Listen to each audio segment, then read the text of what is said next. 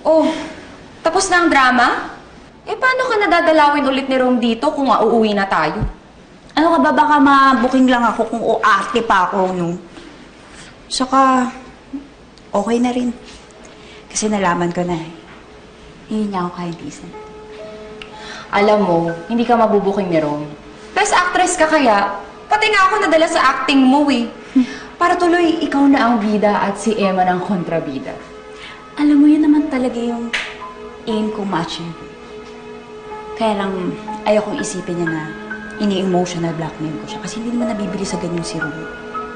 Hindi, ikaw na ang bida. Kasi ganito yan, Selma.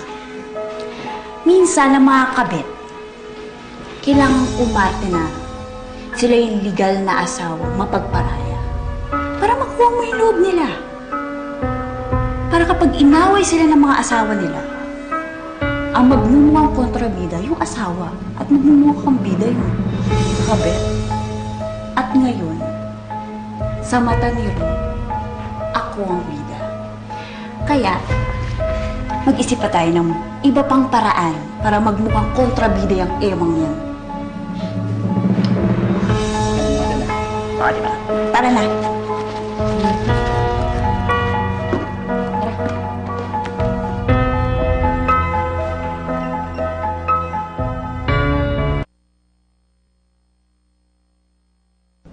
Okay, I'm glad na nakalabas ka ng ospital.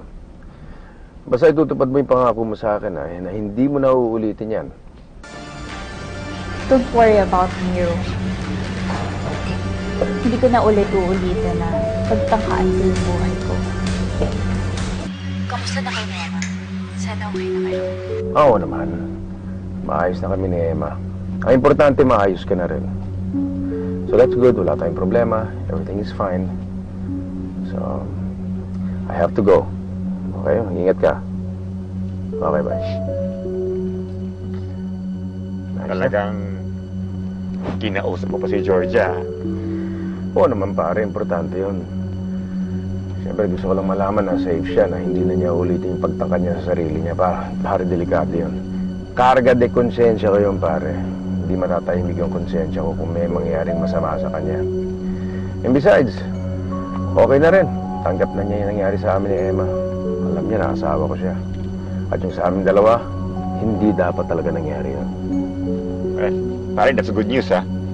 Yeah. Yung mangyari yung nangyari noon na kung sino-sino yung makikilala niya dahil sa pagpapabaya ko sa kanya. At tulad yung kapatid ni Flor, si Angelo. Wow. Pare, yung kuya ni Flor, yung sumapak sa'yo? Halata namang may gusto siya kay Emma, di ba? Hindi dapat yun. Mali yun. Wow, bro, ha? Nagseselos ka. At sa kaibigan pa ni Emma. Hindi naman pare. Talagang binabantayan ko lang yung asawa ko. Nalagaan ko yung relasyon namin ni Emma. Ayoko nang meron pang ibang makamagitan sa ating dalawa.